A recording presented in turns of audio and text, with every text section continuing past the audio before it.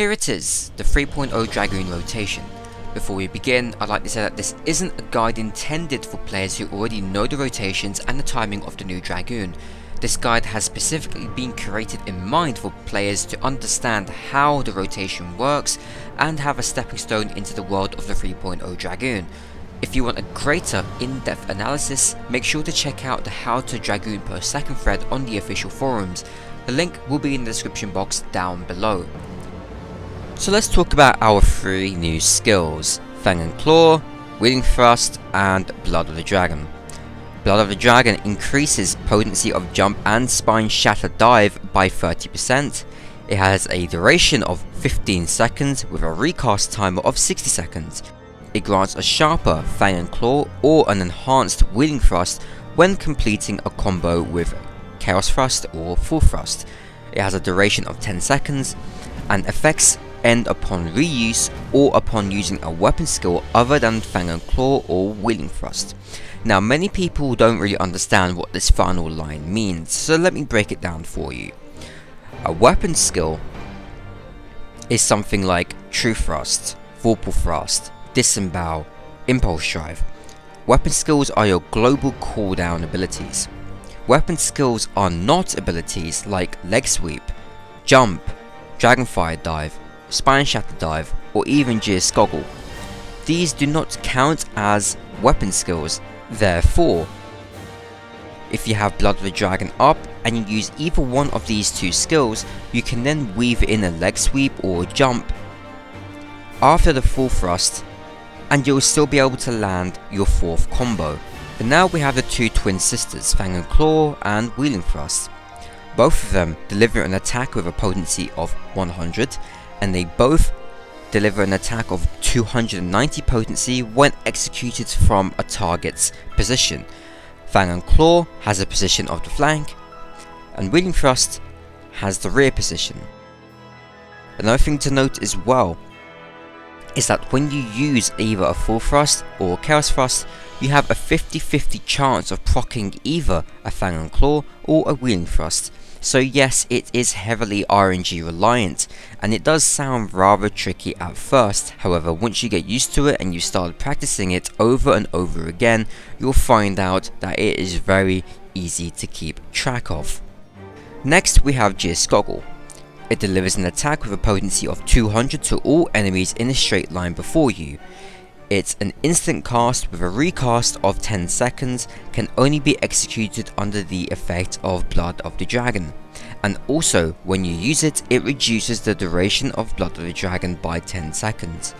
And now our final skill is Battle Litany, which is basically like the Dragoon's version of Internal Release. It has a 180 second recast timer and increases the critical hit rating of self and all nearby party members by 15%. So you can think as Battle Litany as an AoE internal release or an AoE critical hit rating buff to all party members. So let's start constructing the global cooldown rotation the safest way possible for newer players to jump into. No off cooldown skills will be used with the exception of Blood of the Dragon. You'll also see an abbreviated version of the rotation on the screen above you, making it easier for you to remember and see what abilities are being used. We'll start off by going Heavy Thrust, Impulse Drive, Disembowel, now activate Blood of the Dragon, then Chaos Thrust. Here, we now have a 50-50 chance of proccing either a Wheeling Thrust or a Full Thrust, and we procced a Fang and Claw, so we're going to use that. Phlebotomize, True Thrust, Vorpal Thrust, Full Thrust, and once again another 50-50 chance of proccing either one of our new skills. From here on, the rotation literally repeats itself from the beginning again. So Heavy Thrust, Impulse Drive, Disembowel, Chaos Thrust, one of our new skills, which from this point on we'll be calling fourth, Phlebotomize, True Thrust, Vorpal Thrust, fourth. You may have already noticed that I'm clipping my Chaos Thrust 6 seconds earlier than usual, and it will absolutely be a valid question if you asked me, isn't dot clipping a potency loss? Indeed, clipping your docs earlier is a potency loss. However, if we switched back to a similar combo rotation like we did in 2.55, it would be an overall greater PPS loss. There's a very good analysis on the how to Dragoon per second thread done by friendly old Swansong as to why we just repeat the same combo over and over again rather than alternating between a Chaos Thrust and a Full Thrust. Now that you understand the global cooldown rotation, let's add Gear Goggle into the mix. So what we're going to do is just use Gear Goggle whenever we're able to use it, and we're just going to see what happens. So here we go. We start off our combo as usual. Here comes Blood of the Dragon, Chaos Thrust, we've got our 4th tier combo, we're going to use our Gear Goggle, and we're going to continue our rotation. Gear Goggle now has 3, 2, 1 seconds left, so we're going to pop Gear Goggle like it's nothing, and let's see what happens. 4, 3, 2, 1 second left, and there we have it. As you saw right there, Blood of the Dragon popped for 1 second with our 4th tier combo and then fell off. This is because we used Gear Goggle too early in our rotation. Gear Goggle removes 10 seconds from our Blood of the Dragon duration, and it takes 5 global cooldowns until we're able to refresh our buff with our 4th tier combo. So 5 times 2.4, which is the global cooldown for our Dragoon, gives us 12, plus 10 is 22 seconds. This doesn't exactly reflect in-game due to latency and animation locks, but the actual safe number to use Gear Goggle when we use a 4th tier combo is 21. So now, taking that into consideration, let's only use Gear Goggle whenever we hit 21 seconds on our duration, each time we use either a Fang of Claw or a Wheeling Thrust. And let's see what happens. So it comes again.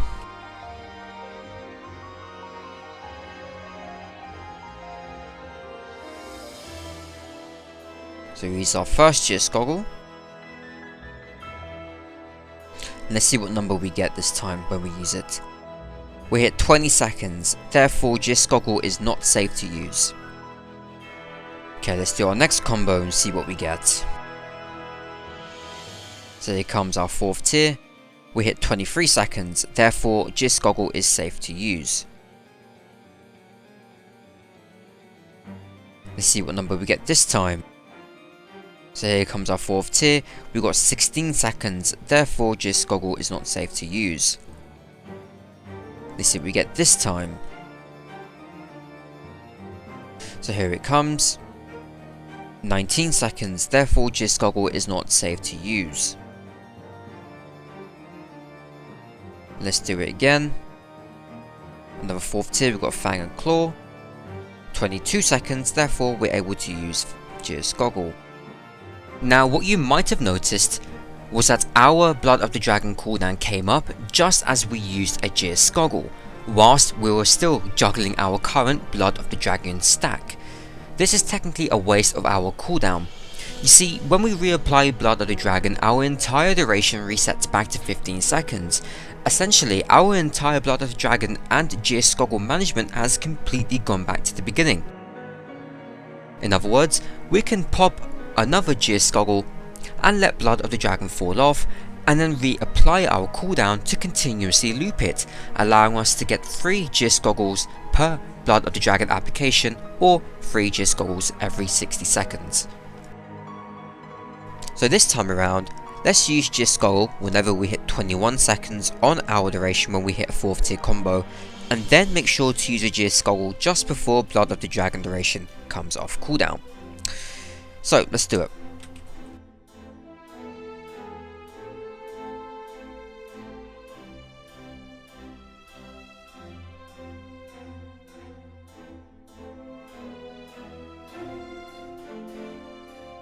So here it comes.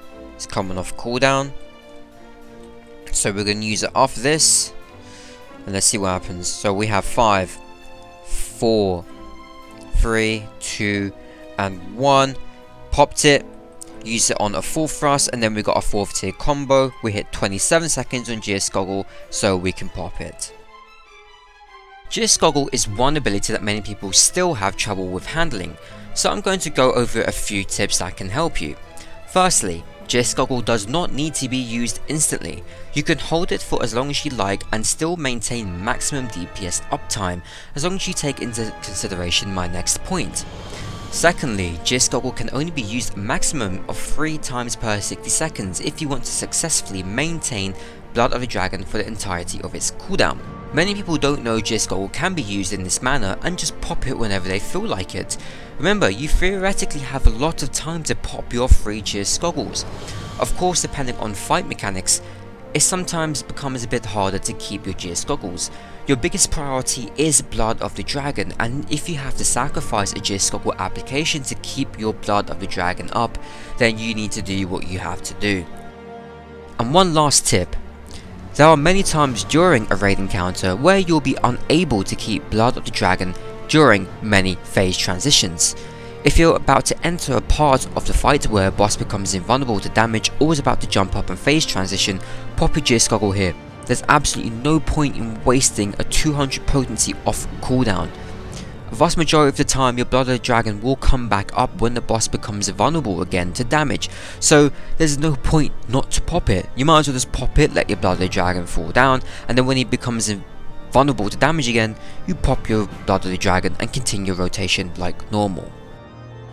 Now let's go on to the off cooldown abilities. You may recognize this sheet from my maximizing Blood for Blood video I did earlier. I've modified it slightly for 3.0. Before, the best place to use Blood for Blood was before a Chaos Thrust, but now this is changed. It's best to use Blood for Blood after a Heavy Thrust. Even though Vorpal Thrust is 1 potency per second higher, we're delaying Blood for Blood application by 6 global cooldowns or 14.4 seconds, so it's best to use Blood for Blood as early as we can. Along with the fact that Battle Litany shares the same duration as Blood for Blood, and Blood for Dragon should be used before a Chaos Thrust, we get a cooldown usage that looks like this. Now there's a lot of double weaviness going on, but it is actually pretty simple. Blood for Blood and Battle Litany are double weaved together, then we use our potion, followed by the internal release and Blood of the Dragon being double weaved. Afterwards, we have a choice of either Gear Goggle or Power Surge, Jump, Dragonfire Dive, Life Surge, and finally Spine Shatter Dive. Obviously, Life Surge will be used on the full thrust. You might have noticed Leg Sweep isn't in here either. Preferably, you want to double weave this with Power Surge, but if this is too much for you to handle, just use it as your final off cooldown at the end of everything. So in action, your opener would look like this.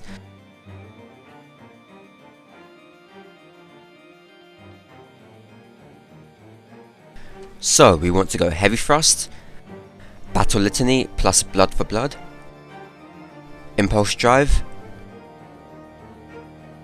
Potion, Disembowel, Internal Release plus Blood of the Dragon, Chaos Thrust, Gear Goggle, 4th combo, Power Surge and Leg Sweep, though you can switch this spot around with Gear Goggle, Phlebotomize, Jump, True Thrust, Dragonfire Dive, Vorpal Thrust, Life Surge, Full Thrust, Spine Shatter Dive, and finally 4th combo.